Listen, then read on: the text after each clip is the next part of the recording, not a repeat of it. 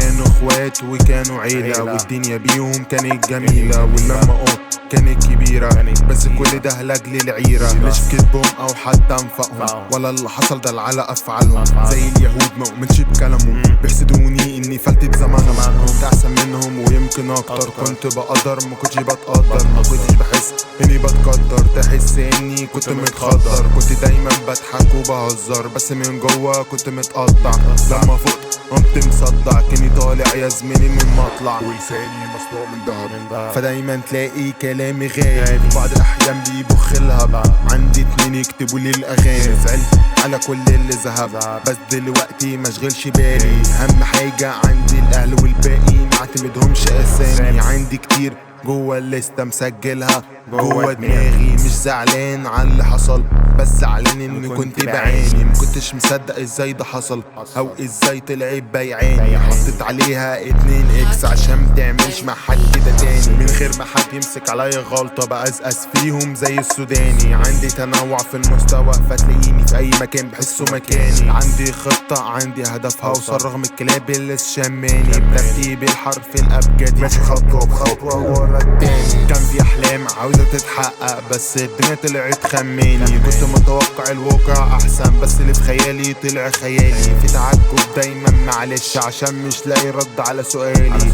هو كل ده كان حظ ولا العين مش سايباني في حالي، عندي كذا اسم في كذا اسم كله في الظهر وانا في العالي، كله دلوقتي على بعض بيرسم وانا بشتكي من الوضع الحالي، زي تعبين بيبخوا السم واتلدعت لحد ما بقيت اقول عادي، شفنا منهم كل وحش لما وقعت فضلوا ماسكين هالي.